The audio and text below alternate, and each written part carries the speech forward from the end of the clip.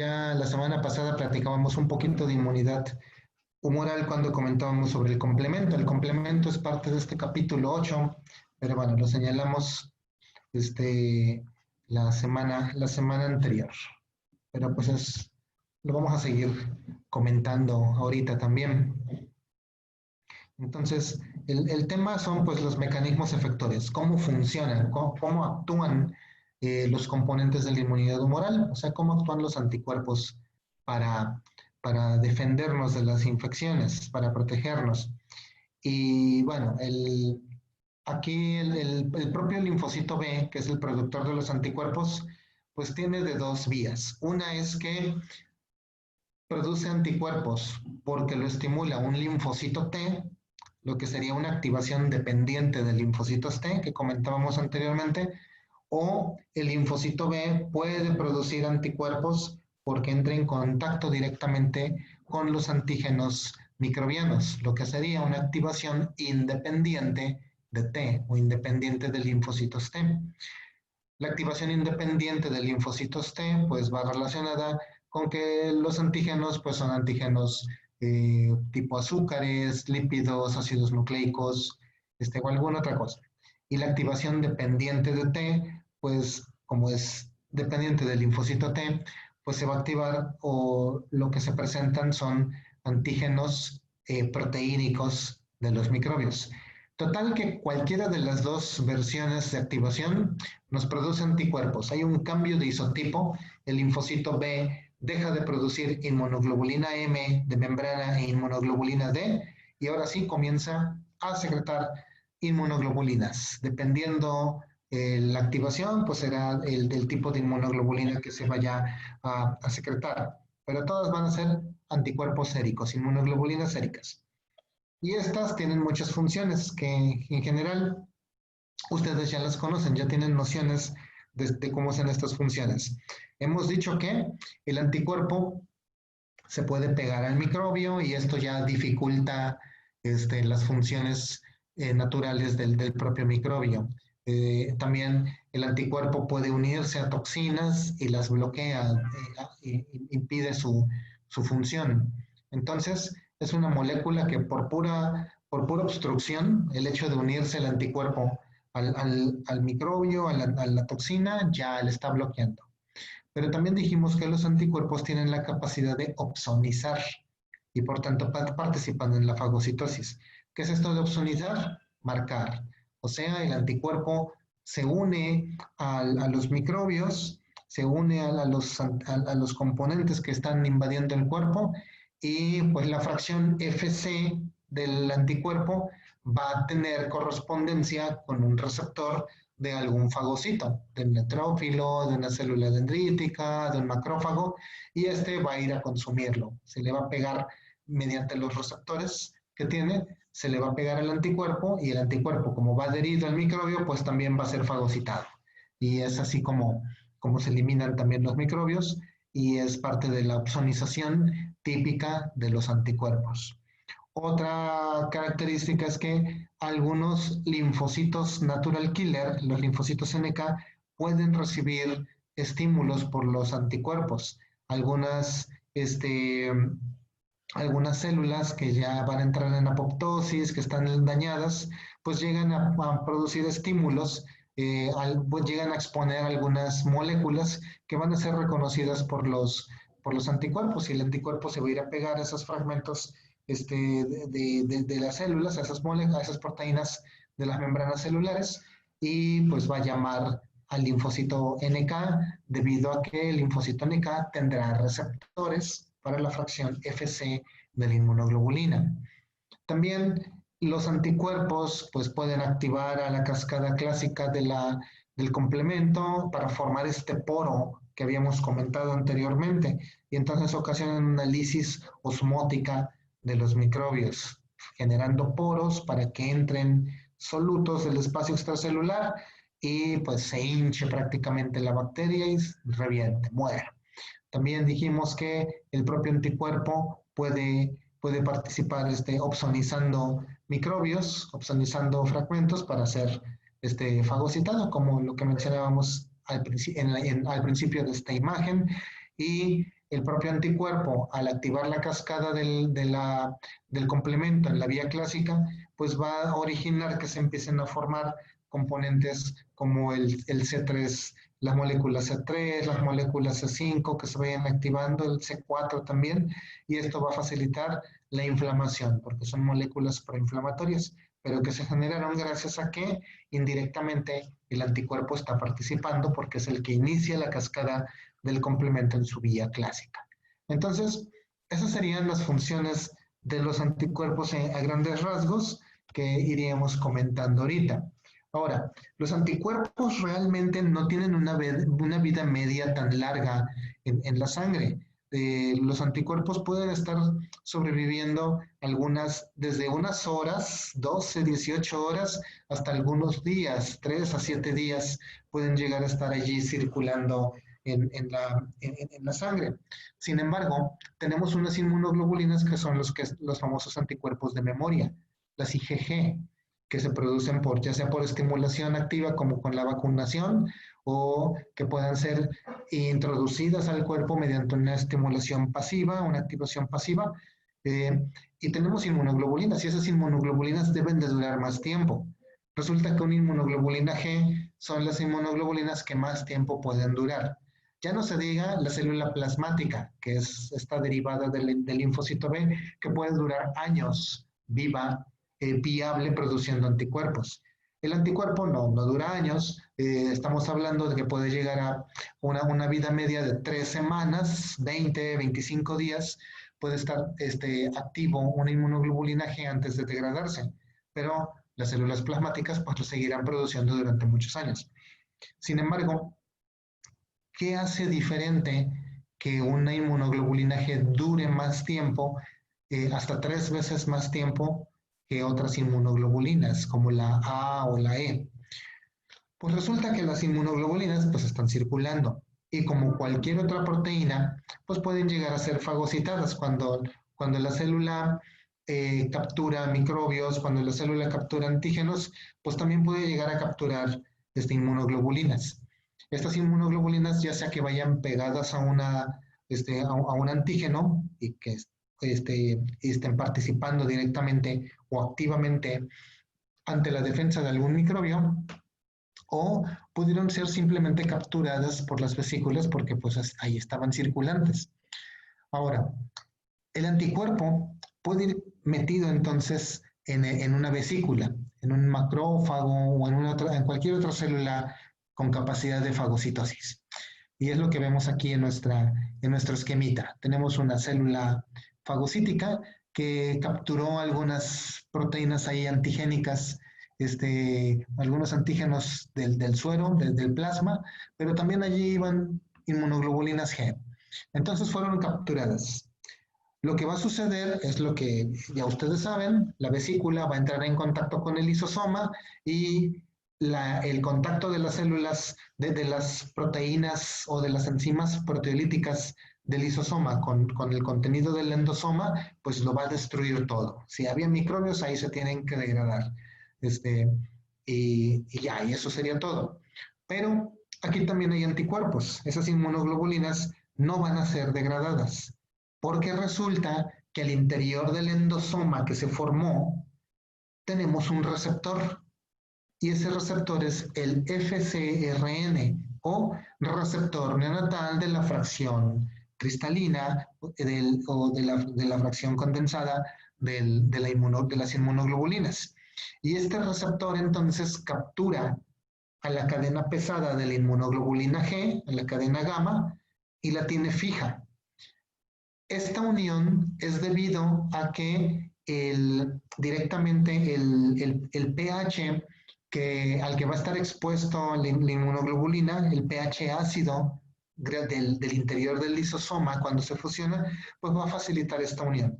Y gracias a esta unión de la inmunoglobulina con el receptor FcRn, se impide la destrucción de la inmunoglobulina G. Entonces, las enzimas líticas del lisosoma que entran en contacto con los microbios, pues destruyen, eliminan a todos los microbios directamente. Pero la inmunoglobulina queda conservada porque va fija a este receptor. Ya después de que se destruyeron todos los microbios, ahora ese endosoma tiene que salir a la superficie o tiene que estar expuesto a la superficie de la célula para eliminar todos esos detritus y para volverse a incorporar a la membrana. Cuando esto suceda, como ahí van pegadas las inmunoglobulinas G adheridas a este receptor FcRn, pues cuando el endosoma se vuelva a fusionar con la membrana, ahora este receptor FcRn que lleva la inmunoglobulina pegada entra en contacto con el pH más alcalino o neutro del suelo sanguíneo, lo que libera otra vez a la inmunoglobulina y la inmunoglobulina sigue en la circulación actuando. Esta es la explicación por la cual la inmunoglobulina G dura más tiempo en la sangre y dura como una inmunoglobulina de memoria. También este receptor se llama receptor neonatal, pero no quiere decir, bueno, es porque se identificó cuando se identificó, bueno, pues fueron muestras de bebés directamente, pero lo tenemos durante toda la vida. Es por eso que la inmunoglobulina G, pues permanece más tiempo viable directamente. Ahora, eh, también, bueno, antes de esto, este, este mismo receptor FcRn que tiene afinidad por la cadena Fc de las inmunoglobulinas, pues ha originado la intención en el ser humano de que se puede sintetizar el puro receptor Fc de la inmunoglobulina y se le puede adherir a distintos fármacos para permitir que puedan durar durante más tiempo circulando en la sangre. Esto se hace ahora con los fármacos que van contra el factor de necrosis tumoral. TNF, factor de necrosis tumoral, es una citocina proinflamatoria, genera inflamación y son intensas en muchas enfermedades que participa la inflamación. Hay actividad del factor de necrosis tumoral, pero en la actualidad ya hay fármacos contra el factor de necrosis tumoral que digamos que fijan al factor de necrosis tumoral. Y lo que se hace es que se crearon algún tipo de medicamento que tiene una fracción Fc, y este es cuando se mete a la sangre, pues captura al factor de necrosis tumoral y lo tiene fijo durante mucho tiempo. El factor de necrosis tumoral solamente funciona produciendo inflamación cuando se une al receptor del factor de necrosis tumoral de las células. Pero el receptor del factor de necrosis tumoral de las células solo dura unos cuantos días activo. Si nadie responde al receptor, la célula identifica que no lo necesita y deja de producir el receptor para el factor TNF. Entonces, aquí el chiste es que este medicamento que se fija el factor de necrosis tumoral lo mantiene secuestrado y como tiene una fracción Fc, pues entonces sigue circulando durante mucho tiempo, fijando el factor de necrosis tumoral. Y cuando el anticuerpo se degrada, que ya cumple su vida óptima, y el factor de necrosis tumoral se vuelve a liberar del medicamento, pues ahora resulta que ya las células dejaron de producir el receptor para el TNF y el TNF ya no tiene ningún tipo de acción. Entonces, este es un mecanismo que a veces se emplea para tratar ciertas enfermedades inflamatorias. Y cuando hay inflamación, bueno, se dan algún tipo de componente, de compuesto generado para secuestrar el factor de necrosis tumoral. Entonces, los anticuerpos directamente pues tienen muchas funciones. Ya sabemos claramente que no es una buena idea no tener anticuerpos. Ya ustedes comentaron la enfermedad de Bruton, ya comentaron la enfermedad de Hoff, ya comentaron la inmunodeficiencia variable común o algunas otras enfermedades como los síndromes hiper-IgM que modifican la producción de anticuerpos o estos se producen de una forma escasa o nada más se produce uno ausentando a los otros. De tal manera que si bien es importante los macrófagos, las NK, la inmunidad innata, las válvulas epiteliales, las células T, los linfocitos T con toda su amplia gama, Los linfocitos B, claro que son indispensables también la producción de anticuerpos. Un anticuerpo, por ejemplo, en la imagen A, claro que se fija a los microbios, dificultando sus funciones como para cruzar una barrera epitelial. No basta nada más que tengamos un epitelio con una mucosa produciendo catelicidinas, produciendo defensinas, antibióticos naturales para detener al microbio. Puede llegar a ser un microbio bastante agresivo que pueda vencer esas barreras y pues bueno, la intención de tener anticuerpos hacen que se bloqueen muchas de las funciones naturales de esos microbios. Por eso es importante los anticuerpos. Otra es que también un anticuerpo que puede unirse o puede meterse a colonizar una célula, infectar una célula, si no hubiera anticuerpos, cuando los hay, pues hacen lo mismo que con las barreras. Se unen al microbio para dificultar sus funciones. El microbio necesitará de un receptor en la célula para poderse meter, pero si se le pegan anticuerpos alrededor, entonces ya difícilmente ese microbio va a poder adherirse o implantarse al receptor para que pueda ser internalizado al citoplasma de la célula y pues así ya no le infecta. También muchas bacterias llegan a producir toxinas.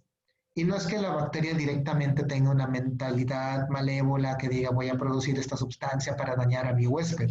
Simplemente la bacteria pues tiene un metabolismo y dentro de ese metabolismo hay un catabolismo que va a terminar generando algún tipo de compuesto inútil para la célula, para la bacteria, que ya no lo necesita y es un desecho, que es parte de su metabolismo.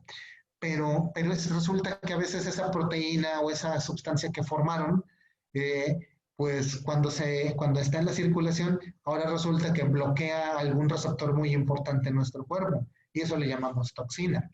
Entonces, no es que la bacteria directamente produzca una toxina como tal, con toda esa intención, sino que a veces son componentes que se secretan de la bacteria porque ya no los utiliza, pero que cuando entran a nuestro cuerpo, pues pueden llegarse a meter a un receptor bloqueando una función importante.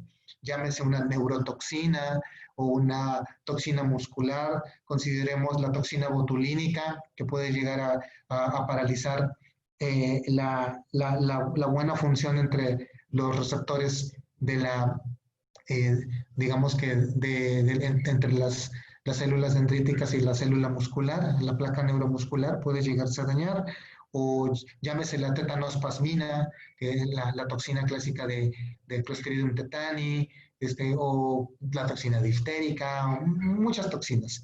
Entonces, y esto podría bloquear una función fisiológica, una función natural de la célula y la célula se muere. Entonces, eso sería una toxina. Pero los anticuerpos pueden llegar a unirse también a estas toxinas y eso ocasionaría que se impidiera su función tóxica directamente. O sea, el anticuerpo termina inactivando a la toxina. Entonces, funciones importantes que tienen los anticuerpos.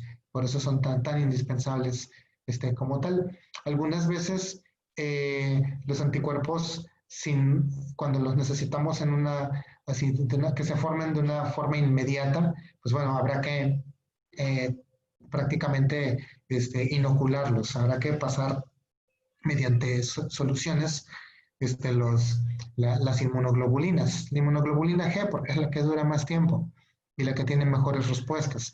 Pero, pero si dejamos a nuestro propio cuerpo que produzca sus anticuerpos, híjole, a veces puede tardar hasta una semana completa para que se genere una buena respuesta inmune humoral. Entonces, la respuesta inmune humoral es la última que termina de activarse a plenitud. Todavía es más inmediata o es más rápida la de linfocitos T, porque esa entre las 48 horas y las 72 horas de ingresado el microbio ya está actuando. El linfocito B le va a costar un poco más de trabajo producir el anticuerpo específico para combatir una infección, pero claro que los produce. Y obviamente el anticuerpo que se produce debe de tener un receptor que lo reciba. De nada sirve nada más bueno, sí sirve que el anticuerpo se pegue al microbio porque le ocasiona ya disfunción. El microbio empieza, ya no puede unirse bien a la célula que iba a infectar, llámese un virus, o la bacteria se le unen anticuerpos y ya con esto puede dificultar muchas de sus funciones.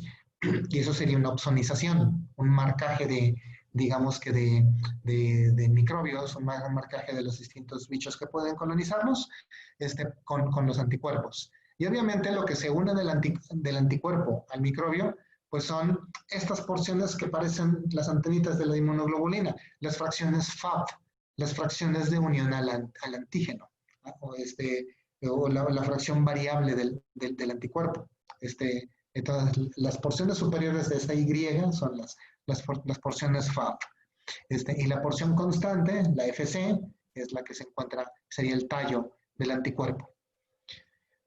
Nuestras células con capacidad de fagocitosis y en general prácticamente todas las células del sistema inmunológico pueden expresar receptores para el FC de las inmunoglobulinas. Y hay cuanto receptor haya, combinaciones de cuanto receptor para cuanto anticuerpo tengamos. Pero siempre responden a la cadena pesada. Tenemos inmunoglobulina A, inmunoglobulina G, inmunoglobulina E, inmunoglobulina M. La D no la contamos porque la D es una inmunoglobulina de membrana propia del linfocito B. Pero vamos a tener receptores para la cadena gamma, receptor FC para la cadena alfa, receptor FC para la cadena mi, receptor FC para la cadena épsilon. Y ahí se van a unir los anticuerpos. Aquí en este ejemplo, entonces, donde dice opsonización del microbio, vemos cómo unos anticuerpos se unen al microbio, esa es la opsonización, es un marcaje. Pero ya que están dificultando las funciones del microbio, pues también hay que eliminarlo, hay que fagocitarlo. La célula fagocítica, la que ustedes quieran, desde el macrófago hasta el neutrófilo, pasando por cualquier otra más, van a expresar en su superficie un receptor para esa porción FC. Y aquí, ahí dices abajo de opsonización del microbio por la IgG, hasta abajo dice FC gamma R1 o RI. ¿Qué quiere decir esto? Receptor 1 de la cadena gamma de la fracción FC, del anticuerpo. O sea, este receptor 1 tiene afinidad contra ese anticuerpo. Y el anticuerpo se va a unir al receptor y ya que se une, se producen diversas señales, es una cascada de señalización que va a mandar precisamente a la función de que se comience a formar una vesícula, o sea, la propia fagocitosis propiamente dicha. Ahora, ya que queda internalizado el microbio, pues bueno, actúan los demás componentes enzimáticos que ya conocemos, que hemos platicado, y el microbio se elimina, se muere el microbio. Pero, ¿cómo es que entra el microbio? Pues bueno, gracias a que se le unen los anticuerpos. ¿Y por qué se le unen? Y los anticuerpos, ¿cómo se meten a la célula? Pues porque hay unos receptores. Los receptores FC. Y hay varios tipos de receptores. Dependiendo el anticuerpo que se forma, a veces se forman los distintos receptores que podemos llegar a tener. Durante las enfermedades que ustedes han estado presentando, algunas veces se llega a señalar que unos tratamientos pueden ser la administración de inmunoglobulina intravenosa. Y dijimos que es inmunoglobulina intravenosa es porque pues, el paciente no produce la inmunoglobulina, pues le ponen IgG para que ahora sí tenga. Pero no solamente esto. Dentro de unas semanas o dentro de unos días más, vamos a comenzar a ver enfermedades inflamatorias. Y resulta que son enfermedades inflamatorias en donde también se forman a veces anticuerpos contra nuestro propio sistema, contra algunos de nuestros propios tejidos o algún órgano. Y resulta que estas enfermedades que producen anticuerpos contra nosotros mismos, a veces también las tratamos con inmunoglobulina intravenosa. ¿Por qué dar inmunoglobulina G en una enfermedad en donde también producimos inmunoglobulina G? Pues bueno, es porque la inmunoglobulina G que se está generando internamente está actuando contra algunos de nuestras células, algunos de nuestros tejidos, y están produciendo activación de células. Pero la inmunoglobulina G que se administra, la inmunoglobulina G intravenosa, la fracción Fc es diferente. No se une al receptor 1 de la cadena gamma, sino que se une al receptor 2. Y el receptor 2 de la cadena gamma de la Fc, que también sirve para que una inmunoglobulina G, este receptor es un receptor inhibidor. O sea, la inmunoglobulina G que se administra sirve para inhibir inflamación porque se unen estas inmunoglobulinas a los receptores inhibidores de los macrófagos, de los neutrófilos y de otras células, lo que disminuye la producción de citocinas proinflamatorias. Y es por eso es que en muchas enfermedades autoinmunes que generan inflamación se suele administrar inmunoglobulina G también. Entonces, estas son algunas de las distintas funciones de las fracciones Fc. Y aquí estamos hablando del receptor 1 de la cadena gamma, pero hay receptor 2, receptor 3, múltiples receptores. Y hay también receptor 1 de la cadena alfa, receptor 2 de la cadena alfa, receptor 1 de la cadena epsilon. Dependiendo de la inmunoglobulina, el anticuerpo, será el receptor al que se va a unir, dando a entender que tenemos múltiples tipos de receptores. Aquí tenemos otros receptores, también de afinidad baja directamente, o sea, no son tan, no responden tan intensamente como el receptor 1, y estos pueden llegar a activar o reconocer a los linfocitos NK. Dijimos que el linfocito NK es una célula del sistema inmune innato, y el linfocito NK anda circulando activo, matando células que estén infectadas. Entonces, ¿cómo sabe el linfocito NK que una célula está infectada? Pues bueno, porque la célula infectada o la célula que está dañada tiene pegados también anticuerpos, inmunoglobulinas G. Y estas inmunoglobulinas G que tienen expuesto su fracción Fc, pues va a ser reconocida esa fracción Fc por el receptor para esa fracción del linfocito NK. Uniéndose, pues el linfocito se degranula, suelta un montón de sustancias que matan a la célula infectada. Pero ¿por qué un anticuerpo nuestro se tendría que unir en una célula que está infectada si la célula infectada directamente no está expresando un receptor como el complejo principal de histocompatibilidad, que eso es propio de la inmunidad adaptativa? Cuando una célula nuestra se infecta, uno de los mecanismos para señalar que hay infección es que distintas moléculas de lípidos que se están expresando en la membrana de la célula, pero que están apuntando hacia el citoplasma de la célula, cuando la célula está infectada y comienza a alterarse mucho esa homeostasis, la célula mueve esos lípidos que están al interior, mirando hacia la parte interna de la célula, los mueve y los cambia de lugar y ahora los saca.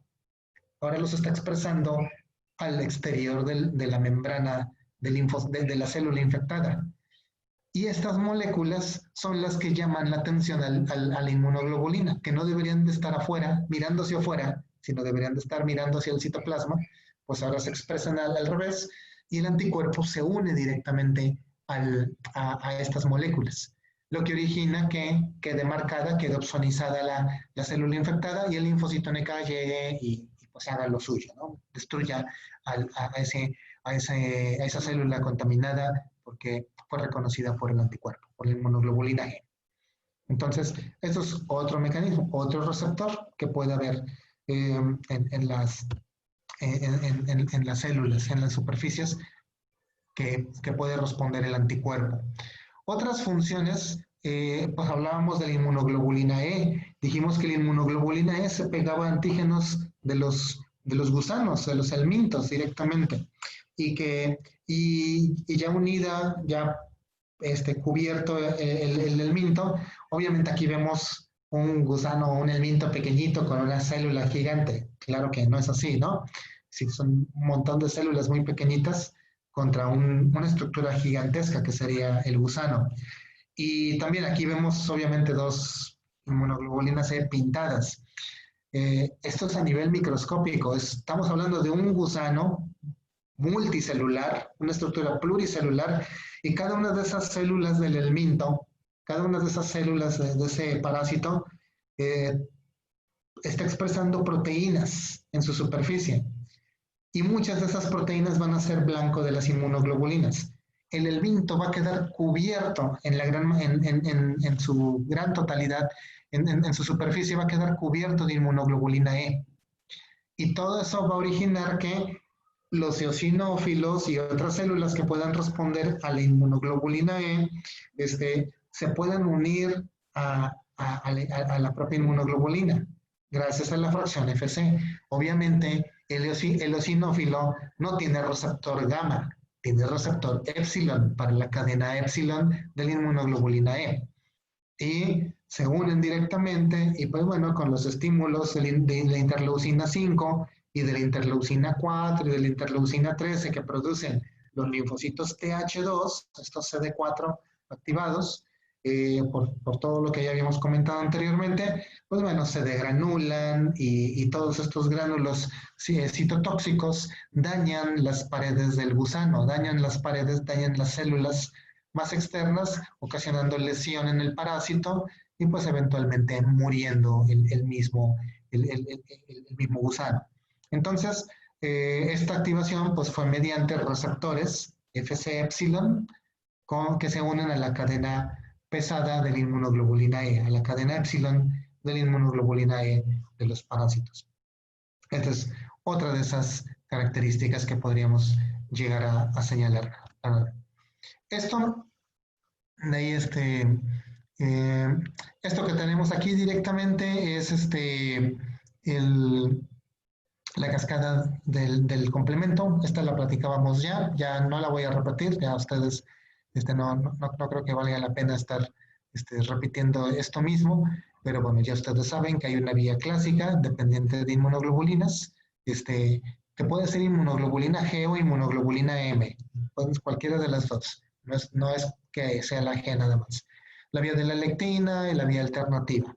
Y bueno, todo esto entonces, la vía clásica, que es dependiente de inmunoglobulinas, se une este C1, que ya comentaron ustedes también, que el C1 está formado por C1R, C1Q y C1S, y todo esto se conjunta para activar el C2 y el C4, que se forma la C3 convertasa, que activa más C3, y ya todo este conjunto le llamamos C5 convertasa, y el C5 activa el C5, la C5 convertasa precisamente activa a la C5, que después continúa esta cascada de unión de proteínas hasta formar un complejo de ataque de membrana, que es el poro ese que se forma para ocasionar una lisis osmótica, ya comentado anteriormente. Y bueno, esa era una de las funciones del complemento, pero no era la única. Dijimos que si nos preguntaran cuál es la función principal del complemento, la respuesta tendría que ser la opsonización, porque es el componente más abundante que vamos a tener, el marcaje de células, el marcaje de bacterias, el marcaje de microbios por los componentes del complemento. Pero obviamente también se forma un neuroporo por este complejo, este poro de ataque de membrana o este complejo de ataque de membrana, que es la lisis osmótica que podemos llegar a tener. O también el hecho de que todos estos componentes C3A, C4A, C5A se estén secretando, pues van a favorecer también el reclutamiento de más células. Y ya ustedes comentaron también sobre enfermedades como el angiodema hereditario, que es un bloqueo o una ausencia del C1 inhibidor, o para bloquear la activación de la cascada de la vía clásica, o también comentaban sobre la hemoglobinuria paroxística nocturna, que tenía que ver con estas moléculas DAF o estas proteínas CD que se expresaban en algunas células y que al no expresarse, pues ya se volvían susceptibles al ataque del complemento. Entonces, muchas cosas que se pueden llegar a señalar sobre todo esto. Y ahora, también, pues respecto a la inmunoglobulina G, es la más abundante, comentábamos cómo es que se mantenía durante mucho tiempo en nuestro cuerpo. Y prácticamente las inmunoglobulinas son séricas. La inmunoglobulina E, la inmunoglobulina G, la inmunoglobulina M. Si bien tenemos inmunoglobulina M adherida al linfocito B como monómero y con función de receptor, también tenemos inmunoglobulina M pentamérica que anda circulando y está suelta en el suelo. La inmunoglobulina D, pues esa no es secretada, esa se queda en la membrana. Lo repito porque es importante siempre que lo tengan en mente, para que nunca vayan a pedir inmunoglobulinas, un perfil de inmunoglobulina sérica y reclamen que no viene la inmunoglobulina D resultados. No, no va a venir. Entonces, pero tenemos otra inmunoglobulina, la inmunoglobulina A. Tenemos dos variantes de inmunoglobulina A, que a veces le llaman A1 y A2. Y parte de esta inmunoglobulina puede estar en el suero, pero la gran abundancia, la mayor cantidad de inmunoglobulina A se va a encontrar en la luz de los órganos que secretan moco. La inmunoglobulina A es una inmunoglobulina secretada que va a estar en la luz intestinal, en la luz de los de pulmones, en parénquima pulmonar, en bronquial, en todo este moco. La podemos encontrar también en mucosa vaginal, en mucosa de epitelios cístico en la vejiga. Se puede estar expresando allí, pero no es que se genere allí. La genera un linfocito B, una célula plasmática per se, y esta célula como tal, pues genera la inmunoglobulina A, produce la inmunoglobulina A, pero junto a la inmunoglobulina A también produce otra proteína que es la cadena J.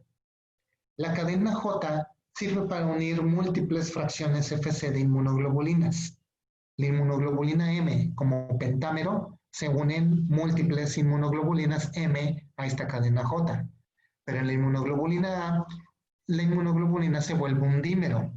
La cadena J sirve de punto de anclaje para dos inmunoglobulinas.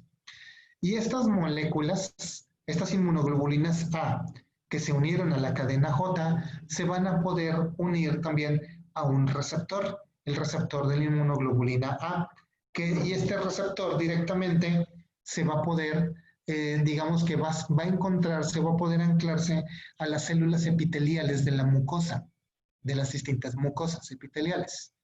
Y va a ser fagocitada o va a ser endocitada, se va a formar una vesícula y va a poder viajar a lo largo de todo el epitelio. Va a poder cruzar la célula epitelial hasta llegar al otro extremo, donde se encuentra la luz del órgano. Y allí va a ser liberada otra vez y va a quedar la inmunoglobulina A expuesta en la mucosa. De tal manera que pues, los microbios pues, podrán entrar en contacto ya con inmunoglobulinas para hacer directamente sus propias funciones. Entonces, la inmunoglobulina A la podemos adquirir, bueno, la producimos nosotros, pero por ejemplo, un bebé tiene inmunoglobulina G que le pasó su mamá por el cordón umbilical. Y esa inmunoglobulina G va a estar durando mucho tiempo también, porque pues tiene un receptor neonatal para esta inmunoglobulina G. Pero durante el amamantamiento, durante la lactancia, la madre le está pasando a su bebé inmunoglobulina A, que le está produciendo ella y que es secretada hacia la leche, en el calostro y en la leche directamente, y cuando el bebé la consume, ese bebé va a estar recibiendo en todas sus mucosas, en toda su mucosa intestinal, va a estar recibiendo la inmunoglobulina A de su mamá. Entonces, este es un mecanismo de protección. Hay de aquel bebé que no reciba lactancia materna, no va a tener inmunoglobulina A y claro que vamos a tener un bebé que se va a estar enfermando constantemente porque no tiene los anticuerpos necesarios de todo el perfil inmunológico que tiene su mamá. Entonces, si una mujer que tiene un bebé le da leche materna a su bebé y le está pasando también junto con la sangre, junto con las inmunoglobulinas del cordón umbilical, a ese bebé le está pasando todo su panel antigénico para defenderse de todo lo que se haya enfermado la mamá y que produce anticuerpos de memoria e inmunoglobulina A, todo eso también se lo está pasando a su bebé y lo está protegiendo para las mismas enfermedades que ella se ha protegido, también se lo está pasando. Un ejemplo, a veces, para quienes ya han visto perfiles de laboratorio, hay un perfil, es el perfil de Torch, eh, que mide distintas inmunoglobulinas, mide dos, IgM e IgG. Y las IgG son inmunoglobulinas de memoria, obviamente, y las IgM son inmunoglobulinas activas en esos momentos. El perfil de Torch es un mecanismo, digamos que es indirecto para identificar infecciones. El perfil de Torch nos puede evidenciar exposición a rubeola, a toxoplasma gondii, a algunas variantes de herpes, entonces, son acitomegalovirus, es un panel inmunológico. A veces, un bebé que trae algún problema por X o Y cosa, le mandan a hacer un perfil de Torch pensando en que pudo estar expuesto a una infección durante la gestación. Si sale la IgM elevada, pues indica que todavía tiene el microbio o que es muy reciente la infección porque todavía tiene anticuerpos activos. Si sale la IgG elevada, pues habla que estuvo en contacto con el microbio, pero que ya no lo tiene. Y estuvo en contacto porque la IgG es una inmunoglobulina de memoria. Entonces, si la está produciendo el bebé o la está recibiendo el bebé, quiere decir que hubo exposición a ese microbio. Pero a veces sucede que el bebé viene bien, le mandan a hacer el perfil de Torch porque sí, a veces, o por otros motivos, y reportan la IgG de rubeola elevada. Y hay veces que se confunden y llegan a decir, este bebé tiene exposición a rubeola o estuvo expuesto a rubeola. Y más si el bebé nació con una cardiopatía o tiene un retraso psicomotor, y le quieren andar investigando qué fue lo que sucedió, le mandan a pedir el perfil de Torch y sale IgG positiva para rubiola y bien alta. Esto no debe de interpretarse como que el bebé tuvo rubiola o estuvo expuesto a la rubiola. La madre tuvo que haberse vacunado contra la rubiola antes del embarazo o la madre, a veces si es muy joven, pudo haber tenido rubiola durante la adolescencia y ella ya produce ahora anticuerpos de memoria contra rubiola, produce IgG para rubiola. Obviamente le va a pasar esos anticuerpos a su bebé. El bebé va protegido contra rubiola. Y cuando se mide el perfil de Torch, si sale positiva la IgG para rubiola, pues lo único que indica es que la mamá se vacunó contra la rubiola o la mamá estuvo expuesta a la rubiola durante su adolescencia. No quiere decir que el bebé tenga rubiola o que la condición médica que esté presentando ese bebé sea secundaria a la exposición a la rubiola. Si saliera la IgM elevada, sí debería de pensarse eso, porque esa es inmediata, esa se está produciendo al poco tiempo. Y indicaría que la madre nunca estuvo expuesta a la rubiola, pero ahora sí, que tiene una enfermedad activa.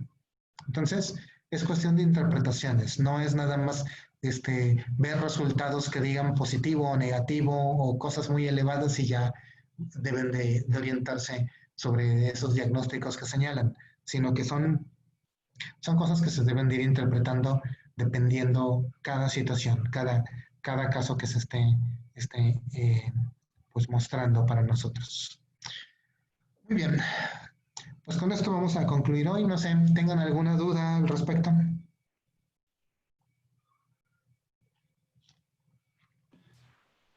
No, doctor, gracias.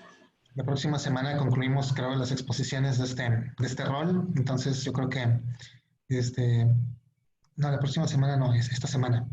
Entonces, espero a más tratar mañana, ya que comentarles cuáles son los siguientes temas, este, para que los vayan preparando. Doctor, ¿Sí?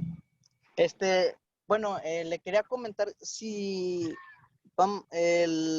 bueno, mi equipo podemos exponer mañana. Tipo mañana, sí, ¿por qué no? Muchas gracias, ¿Por, doctor. por qué quieren exponer mañana? Es que el viernes tengo un compromiso familiar y como a partir de las 5 voy a estar ocupado. Ok, qué bien que se ponga la familia por delante de la escuela. Es que se casa mi hermana, doctor. Por Ah, ok. eso, ¿Es la primera vez que se casa? sí. Ok. Bueno, si es la primera vez, entonces sí es importante. Gracias, doctor. Muy bien. Bueno, chicos, pues eso es todo. Nos vemos entonces mañana. Hasta mañana, Muy doctor. bien. Hasta mañana, doctor. Hasta mañana.